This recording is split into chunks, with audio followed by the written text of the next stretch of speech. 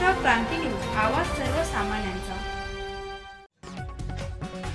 अकोला जिल्ह्यात दिव्यांग बांधवांच्या हक्कांबाबत पुन्हा एकदा गंभीर प्रश्न उभा राहिलाय।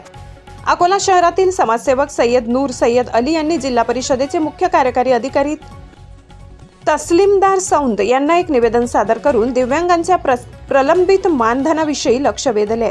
निवेदनात म्हटले की दिव्यांग बांधवांना दरमहा 2500 रुपयांचे मानधन मंजूर असताना त्यांना केवळ 1500 रुपये दिले जात आहेत। तसेच काही दिव्यांगांना तर 1000 रुपयावरच समाधान मानावं लागत आहे, जे अत्यंत अन्यायकारक आहे। शासनाने मंजूर केलेली संपूर्ण रक्कम दिव्यांगांच्या हाती पोहोचली पाहिजे अशी मागणी या निवेदनातून करण्यात आली।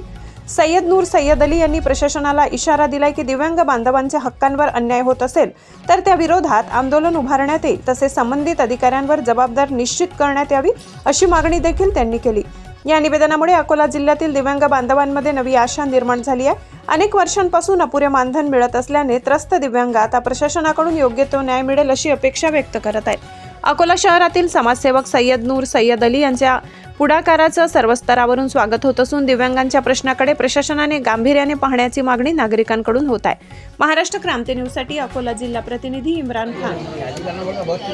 आता आपला निवेदन नायब तहसीलदार साहेब यांनी स्वीकारलेलं आहे, तसंच एसडीओ साहेब पण तिथे उपस्थित होते। यामध्ये आपण स्पष्ट सांगितलेलं आहे की ज्या दिव्यांगांच्या 2500 रुपये पगार होऊनही त्यांना 1500 रुपये कसे आले, यासाठी उद्याचा शनिवार आणि परवाचा रविवार या 2 दिवसात इथे कॅम्प होणार आहे। त्यामध्ये आपला handicap certificate online, UDID card, आपल्या पासबुकमध्ये एंट्री की आपल्याला 1500 रुपये आले ते, आणि आधार कार्ड एवढा घेऊन इथे सकाळी 11 वाजता हजर व्हायचा आहे। तर आपल्या सर्व दिव्यांग बांधवांना हे विनंती आहे, ज्यांचे 1500 रुपये आले असतील, 1000 रुपये वाढीसाठी आपण सर्वांनी उद्या आणि परवा सकाळी 11 वाजता तहसील कार्यालय महानगरपालिकेच्या समोर आणि मोठी संख्येने या, आणि फक्त अकोला तहसील यामध्ये अकोला महानगर आणि अकोला तालुक्यातली गाव हे त्यांच्यासाठी आहे। हे व्हिडिओ जास्तीत जास्त शेअर करा, म्हणजे आपल्या इतर दिव्यांगापर्यंत हे बातमी पोहोचली पाहिजे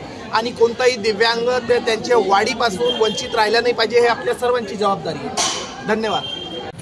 तहसील कार्यालय इथे जमा झालो होतो। आमचे सय्यद नूर जे रुग्णसेवक आहेत त्यांच्या नेतृत्वात आम्ही सर्व दिव्यांग इथे जमा झालो आहे। विषय होता दिव्यांगांच्या ज्या पगार आहेत ते 2500 रुपये झाली, तरी बहुसंख्य दिव्यांगाला 1500 रुपये आलेले। हे चुकी कोणाची, कोणत्या अधिकारीची चुकी?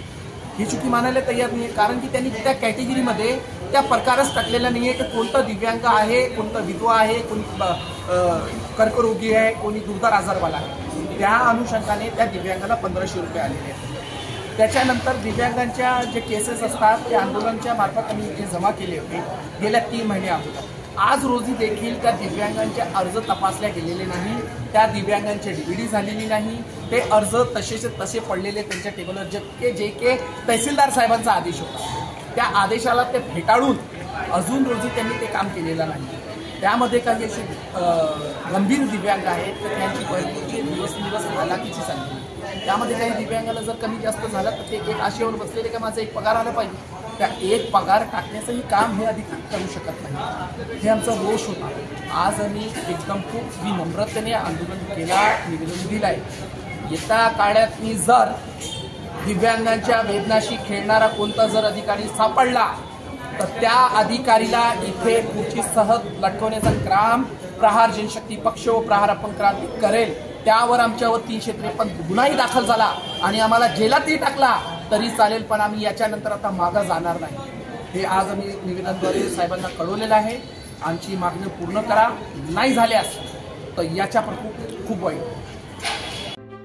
अशाच नवनवीन बातम्या पाहण्यासाठी आमच्या महाराष्ट्र क्रांती न्यूज या YouTube चॅनलला लाईक करा, सबस्क्राईब करा आणि बेल आयकॉनला प्रेस करा।